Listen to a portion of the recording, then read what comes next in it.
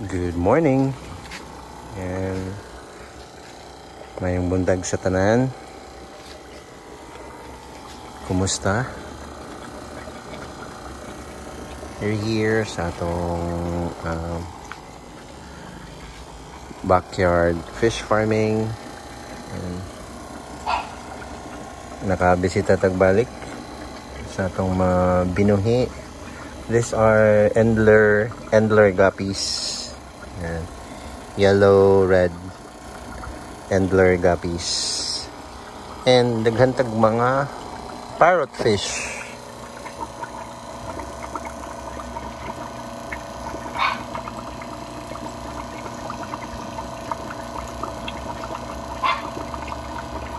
Siguro mga more than 500 parrotfish ang naanatadrin yan. Nanaghan na sa dang atong mga mulis. Yan, 24K mulis.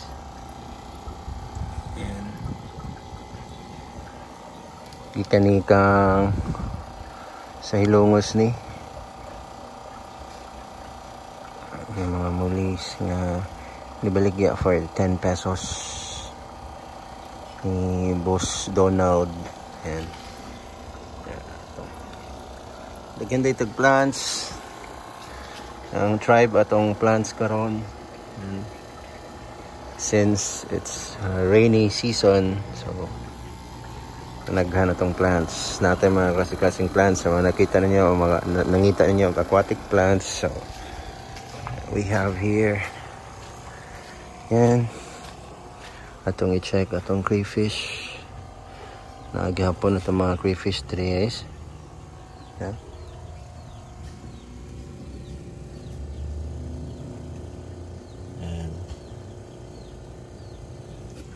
Yan. These are Australian red claw crayfish. Ana nga taab. Yan diri ito mga swordtail. Sa sagol ni nga swordtail. Yan to swordtail ya. Good. Yan itong guppies. This tank subdivided into two electric blue Moscow. Yeah, ini platinum guppy from Kens. So actually, we're not selling. I'm not selling. Pero kung na mabisita niya, I'm interested. So pwede itong buligya. Mga itong mga plants. Salin ni siya sa summer heat. Dagan kay tagnawa o dagan kay tagnamatay ang mga plants during summer. So, muna siya ang uban nga naibilin sa itong mga aquatic plants. We have here cryptocoryne. Yan, windy brown. Uy, buhi pa itong stargrass. Oh, guys. Nindot ka siya tarawon underwater of stargrass. Yan, tapos cryptocoryne. Kanima na itong mga breeders sa parrotfish. Di makitaan.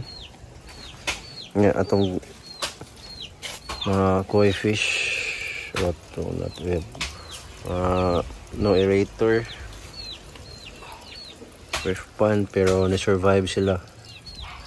Ningon sila nga ang koi daw need og aerator, need og proper filtration. Pero diri with aquatic plants lang then water nawan na naglay na sila diri. Pero nagyapon thriving atong mga koi fish. Nakato dito. Oh.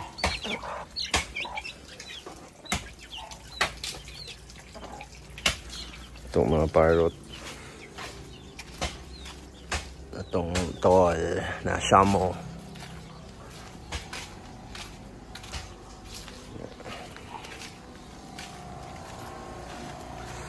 Check na to dito may area kaya natin mga aquatic plants dito. This one, these are our mga platin sila, mga shrimps.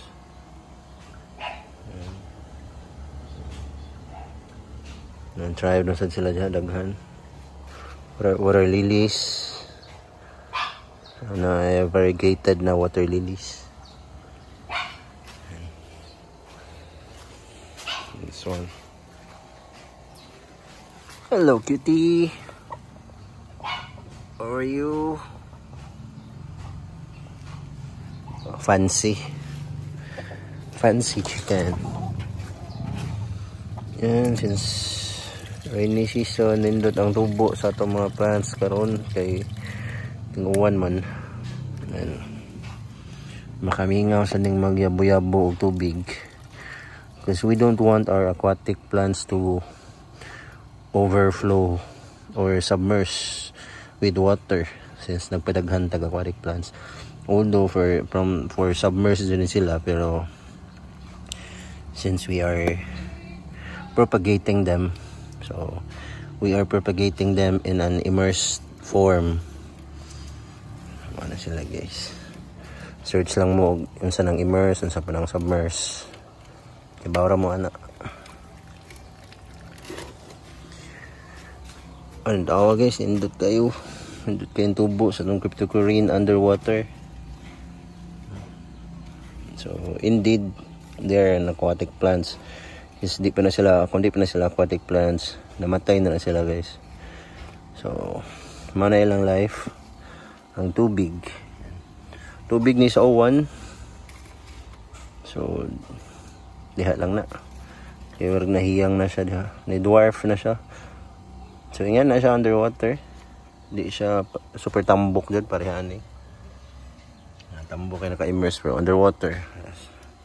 Magawas iyang texture, iyang color, and basta underwater.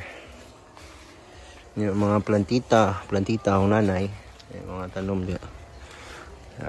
Check here, mga bagong itanumay na mulberry. Here, cryptocoryne, dwarf sagittaria. O pagita ka padaghanog balik sa atong dwarf sagittaria.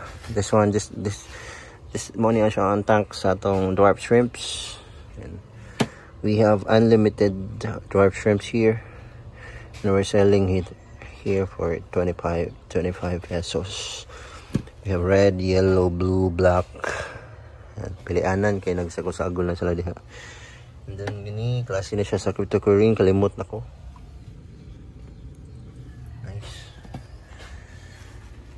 And then this one, kalimot na ko sa pangalan ni. So aquatic plants kaya po na manalay ID itong kay nakalimot ko. Loading. Yan, aquatic plants. Dili yung mga shrimps kaya po na diha. Nagkantag shrimps dili. We're selling it for 20 ang gagmay, 25 ang dago. Dwarf shrimps. And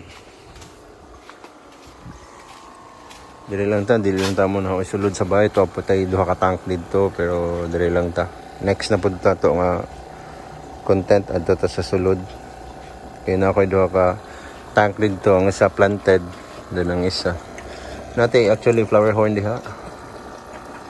And these are our endler guppies. Malingaw gyud ko aning endler.